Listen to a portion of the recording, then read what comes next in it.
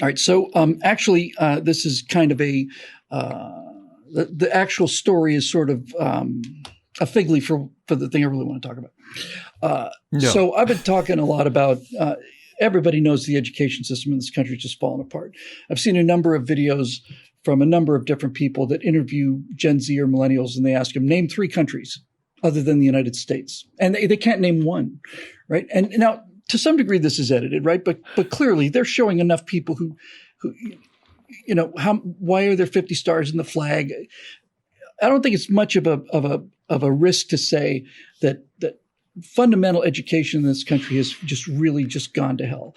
And having just spent first part of this year helping Natasha pass her citizenship test, I realized that there's not one of you guys could, and I'm sure our entire audience could pass it, but I'd be willing to bet you that if you just went out on the street, certainly in California, you wouldn't find, I bet you couldn't find 5% of the population that could pass the citizenship test. Really, I really mean things would take for. So that's the actual cover. What I really want to talk about is what I'd like to do about that. So after the 2020 election, we did Moving Back to America, which I was trying to make some sense out of the politics and stuff. But now we do 6 right angles a week about present day politics, and that's covering that pretty well. And so I've had some success with theme things like what we believe and the virtual presidency and We the People V2, that kind of thing. And so I thought it's time for me to be doing some more writing and something that's a little more timeless. So what I really like to do is kind of run this past you guys and then check the comments for feedback on this. So actually what I'm thinking about doing is a series of a large number of 4 or 5 minute videos called Don't Be an Idiot About ... And basically what it would be these are the fundamental things that you really do need to know so that you're not an idiot about these things. Like, don't be an idiot about world geography, right? So what does that entail? Well, if you're not going to be an idiot about world geography, you got to know that there's 7 continents. There's really 6. Europe is an artificial continent, but nevertheless, there's 7. You got to know that. You got to know there's 5 oceans, right? And not every country is of equal importance. So let's take 10% of the countries, 212 countries in the world. Let's take 21 of them. You have to be able to find these 20 countries, and you have to be able to find these 10 capitals. You got to know where Paris is. You got to know where Berlin is. You got to know where Moscow is. You got to know where Rome is. You got to know where Japan is. Where Tokyo is. And I just want to do these little capsules of the basics, not getting into any detail beyond just the basics, because I don't think most people can pass these kind of things. If this becomes an employment screening method, do you mind if I just pee in a cup? Will that be enough for me? I completely missed that joke. Oh, is it like an exam for working here? Yeah, if you're using it as an employment screening method for this company, I'm a little concerned. Could I just pee in a cup? A little rusty. We call it a day. I'm just going to get a copy of Elon's email to the Twitter employees, and I'll just send that out. Oh no. But so I originally was going to call this like the self-educated American because I'm a self-educated guy. That seemed a little stuffy to me. And somehow I think Don't Be an Idiot About is got a little more sassiness to it. Yeah. And really, seriously, this is endless, right? Don't be an idiot about grammar. Don't be an idiot about music. Don't be an idiot about airplanes. Don't be an idiot about astronomy. Don't be an idiot about anything. And members, of course, can make suggestions and we just crank them out because they're real simple. They're fun to write. I was driving around, I don't know, a month or 2 ago, and it said, I know something about everything. And some things I know a lot about, but I could probably talk for an hour on anything. That's how full of BS I am. And my ability to do a tap dance and but nevertheless, I've always said my liberal arts education gives me the skills to start a conversation on almost any subject and remain engaged for up to 5 minutes. Absolutely. But that's a good life skill. I can give you a solid 30 minutes about things I know nothing about. But world history, right? American history. Just think about it. The possibilities are endless, and I don't see any foundational. I don't see any sign of foundational knowledge in this culture. It's rapidly disappearing. Civics, for example. Don't be an idiot about American government. I will say, my Slavery. 20-something That one too. sons, I wish I knew the name of this. You guys probably do, but my 20-something sons are involved in some social networking type of game where they need to be able to identify geographical things that I've never heard of. And they're like, it's a competition among this network of friends they have online. And they've got to find, tiny little bodies of water in remote Eastern European countries. And, and it's like a real, like it's more intense than any geography class I've ever heard of. Wow. And they're really into it. There is a kind of a geology, I guess geography as well, where it's like, okay, you've got a landmass, and inside this landmass is a lake, and inside the lake is an island, and inside the island is another lake, and inside that lake is another island. And I think they found one that iterated like 6 or 7 times or something. Oh, wow. But one of the nice byproducts of this is, since it's all real compact, real simple, I also hope that people would see these things and go, you know what, this one actually kind of interests me. I didn't know that's how airplanes fly. I had no idea. I don't know. I never knew what held an airplane in the sky. I look outside, I see nothing but air. I have no idea why this airplane's in the sky. Well, you will when I'm done with it. And hopefully it will inspire people to see these things and go, that's actually kind of cool. I had no idea. And then they'll go deep enough onto these things. Let me give a shout out to a series of books that really back in my teens and early 20s helped lay the foundation of my knowledge of history that I would go on to expand on a lot. But these books were just a great base to build on. They're published by Penguin, and they're written by a English gentleman named Colin McKevity, who is an amateur historian himself. And it was the Penguin Atlas of Blank History. And it split up almost all European history and split up the ones McKevity wrote anyway, split up by era. There was one on Roman history, one on medieval history, one on Renaissance. And one of the things that got me is there's a very European perspective to the sequencing of these books. The Penguin Atlas of Modern History covers the period from the end of the medieval age until I want to say 1685. So that to them it covers through Napoleon, so 1815. And recent history is post-Napoleonic Europe. And for us, we're like, recent history is the 90s or something. But the books all follow the same format. You open up to any page, and the left-hand side is going to be the text, and the right-hand side is the map that accompanies it. And it's always the same base map of Europe with the lines moving around from year to year. A lot. And he's such a charming, knowledgeable writer that you get. Oh, then my idea's boned. Forget it. Never It's mind. already been done back in the 20s. You get or sucked something. into these things. Done by somebody charming. And then, oh, yeah, well, Right. that's true. And I had to. One of them was missing, and I'm looking for this quote, so I got to reread this thing.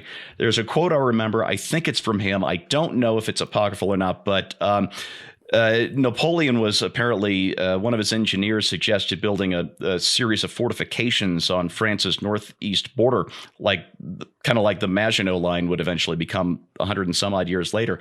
And he said, "What are you trying to defend me from? Smugglers?"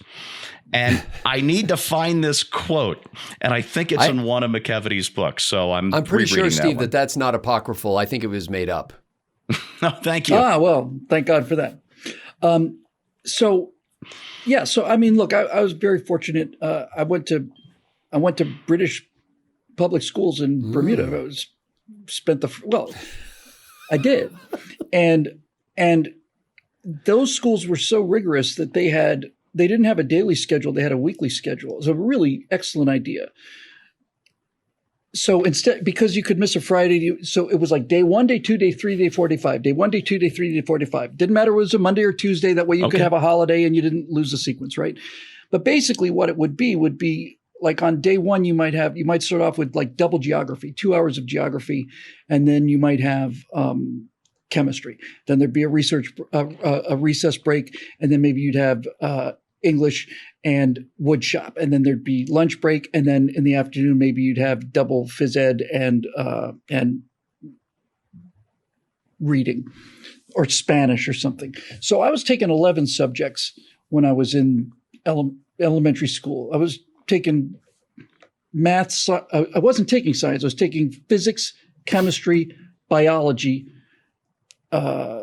lots of stuff, right? So it gave you this fundamental thing. And I realized the kind of thing I'm talking about is don't be an idiot about chemistry. Really, chemistry is the interaction of electron shells between molecules. That's what chemistry is, period. That's all it is. It's the interaction of the electron shells between two different chemical elements, and that's what causes all of this stuff. And if you know that, then you're not an idiot about chemistry. And so much of this stuff is really simple. Scott, you could easily write the one on the U.S. government, right? It's so simple. Even Scott could write one. No, it's just an area. It's just an area of your expertise, right? It's an area where you know more than I do. But you don't have to get into the Federalist Papers, right? You don't have to get into any of that. You don't have to get even into the Constitutional Convention. You just have to say our government is divided three ways. Twice. It's divided three ways horizontally. It's divided three ways vertically. The three branches of the federal government. We got federal, state, and local, blah, blah, blah. We got this. And having studied with Natasha for this, she's very visual. So I just made these big cards. All right, here's the structure of the government. All right, here's the executive. Here's the judicial. Here's the other one. And then down. Here's the flag. Here are the questions you're going to get about the flag. Here are the questions you're going to get about the geography of the United States. And I just think that first of all, I think it's going to be fun. Secondly, I think it's needed. And third, it's something I can deliver because it's not this Soviet thing that I'm working on. God, I've read and it's timeless too. Right? It's not. That's the word I'm looking for. Yes, it's timeless. If you're able to keep current events out of it. And that's the hardest thing to do. Like in the series that I did a number of years ago called Freedom's Charter, there were 20 episodes of that. The only episode that I kind of regret is where I lapsed into talking about a current political situation or something like that, and then try to connect that with what was going on back in 1787. I think that was a strategic mistake on my part, and if I had to do it over again, I'd cut that out. So the one part in one episode, I think we're going to forgive you. Well, that's my own self-analysis. No, other people might say that there may have been one good part in the whole series. And also, and now you bring me to another point I hadn't even considered, right? Is that these things will be essentially apolitical. There is no politics in physics. There's no politics in astronomy, and there shouldn't be, right? We do enough politics. The main problem with the country right now is a fundamental abysmal lack of fundamental understanding of any of these things. And these used to be taught when American public schools were the best in the world.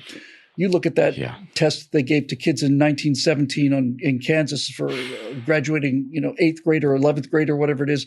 I might have gotten 3 out of 20 on that. But also look at the view counts on some YouTube videos where people are doing educational things, and millions of people are watching. If they're well done, millions of people are watching educational videos about how things work in the natural world and how things work in space and physics and why are all these black plastic balls floating in this water treatment facility or whatever that guy's video was. I don't know if you've ever seen that.